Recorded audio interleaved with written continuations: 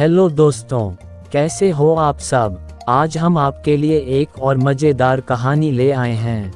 कहानी पूरी देखना और लाइक तो कर ही देना।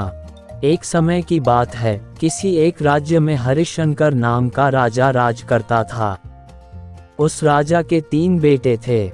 उसकी ख्वाहिश थी कि वह उसका सबसे काबिल बेटा उसकी राजगद्दी संभाले, लेकिन वह इस बात लेकर संशय में था कि तीनों में से किसे वह अपना राजपाट सौंपे।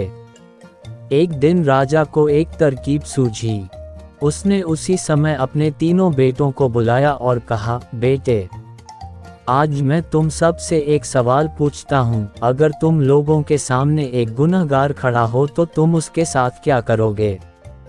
इस पर राजा के पहले बेटे ने कहा, उस अपराधी को सजाए मौत दी जानी चाहिए। वहीं दूसरे बेटे ने कहा, गुनहगार को कालकोठरी में बांध देना चाहिए। जबकि तीसरे बेटे ने कहा, पिताजी, हमें उसे सजा देने से पहले इस बात की जांच करनी चाहिए कि उसने सही में अपराध किया है या नहीं। इस पर राजा के तीसरे बेटे ने सभी को एक कहानी सुनाई। एक राजा था जिसके पास एक बुद्धिमान तोता था। एक बार उस तोता ने महाराज से कहा, मुझे अपने माता और पिताजी के पास जाना है। राजा ने उसकी बात नहीं मानी, लेकिन तोता ने हार नहीं मानी। वह लगातार महाराज से जिद करने लगा कि मुझे माता पिता के पास जाने दें। अंत में राजा ने तोता की बात मान ली और कहा, ठीक है, तुम अपने माता पिता से मिलकर आओ, लेकिन वहां ज्यादा दिन नहीं रुकना। राजा ने तोता को केवल 5 दिन की अनुमति दी और कहा, तुम 5 दिन में अपने परिवार वालों से मिलकर लौट आना। इसके बाद तोता 5 दिन के लिए अपने माता पिता के पास चला गया। छठे दिन जब वह राजा के पास लौट रहा था तो उसने सोचा कि क्यों न वह महाराज के लिए कुछ उपहार ले लिया जाए। फिर वह पर्वत की ओर निकल पड़ा।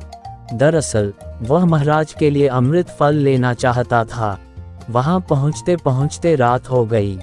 तोता ने पर्वत पर पहुंचकर फल तो ले लिया, लेकिन रात हो जाने के कारण वह आगे नहीं बढ़ा और वहीं रुक गया।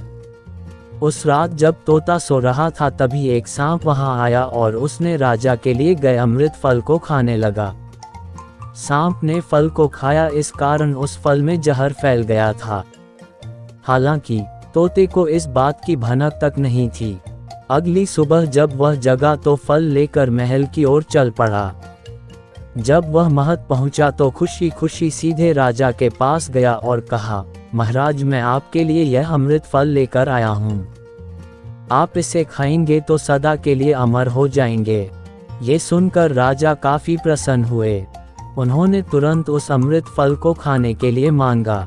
इस पर एक मंत्री ने कहा, जरा रुकिए महाराज, आप इस फल को बिना जांच किए कैसे खा सकते हैं। एक बार यह देख तो लीजिए कि तोता द्वारा लाया गया यह अमृत फल सही है या नहीं।